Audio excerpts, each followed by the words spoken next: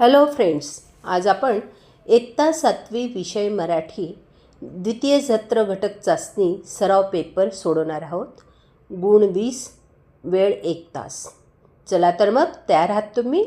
प्रश्न पहिला पाहूया. प्रश्न पहिला अ. पुढील उतारा वाचून सूचनेनुसार कृती सोडवा.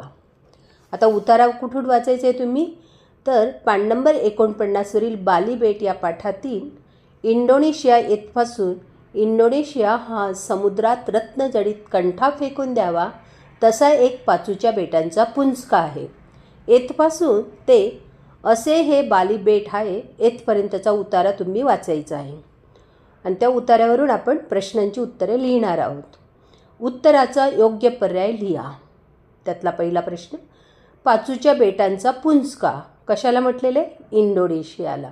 3 पर्याय दिलेले, त्यापैकी इंडोनेशिया हे बरोबर लिहायचे. आकृतिबंध पूर्ण करा. यात ललित कलांची नावे विचारलेली आहेत. तर एका याच्यात नृत्य, गायन आणि दुसऱ्या याच्यात शिल्प, चित्र अशी तुम्ही चौकटीत उत्तरे लिहायची आहेत.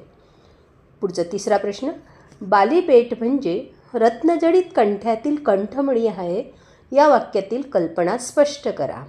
उत्तर, एखादा रत्नजडित कंठा फेकून दिल्यावर त्यातील मणी सभोवार विखरावेत तसा पाचूच्या बेटांचा पुंजका म्हणजे इंडोनेशिया देश आहे. त्या कंठमण्यातील मुख्य कंठमणी असतो तसे बाली बेट आहे. म्हणून बाली बेट हे रत्नजडित कंठ्यातील कंठमणी आहे असे लेखकाला वाटते. आता पुढचा प्रश्न आहे, खालील कविता वाचून सूचनेनुसार कृती सोडवा. अनामवीरा ही कविता तुम्ही वाचायची आहे आणि त्याच्यावरून आपल्याला प्रश्नांची उत्तरे लिहायची आहेत. आकृती पूर्ण करा. मूकपणाने तमिलोपणाऱ्या. उत्तर आहे संदेच्या रेषा. पुढचा प्रश्न आहे, पुढील अर्थाच्या कवितेतील ओळी शोधून लिहा. ज्या लोकसेवेसाठी तू प्राण दिलास त्या जनतेच्या भावना तुझ्यासाठी उचंबळल्या नाहीत. या अर्थाची कवितेतली ओळ आहे, जनभक्तीचे तुझ्यावरी नच उधानले भाव. पुढचं आहे, इतिहासात गौरवाने तुझे नावही कुणी कोरले नाही.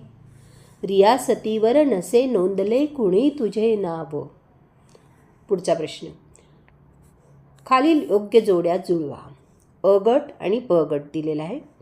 धगधगता समराच्या ज्वाला नच उधानले भाव अ गटात दिलेला आहे आणि ब गटात शांतपणे मरण स्वीकारणे, महाभयंकर युद्ध, भावना व्यक्त न करणे.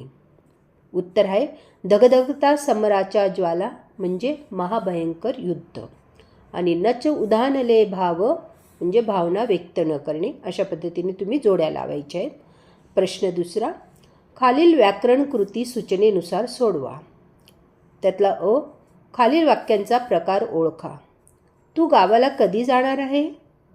उत्तर, हे प्रश्नार्थी वाक्य आहे. पुढचं आहे, सगळ्यांनी टाळ्या वाजवा. उत्तर, आज्ञार्थी वाक्य आहे. सगळ्यांनी टाळ्या वाजवा हे आज्ञार्थी वाक्य आहे. पुढचा प्रश्न बघूया. खालील इंग्रजी भाषेतील शब्दांना मराठी शब्द लिहा. हॉस्पिटल आणि चेक 2 दिलेले. हॉस्पिटल म्हणजे दवाखाना, इस्पितळ पण म्हणतात. चेक धनादेश. पुढचा आहे, खालील शब्दांचे 2 भिन्न अर्थ लिहा. बोट, हाताचे बोट आणि होडीला पण आपण बोट म्हणतो म्हणजे जहाजाला. पुढचा आहे, हार, गळ्यात घालायची माळ आणि दुसरं पराभव.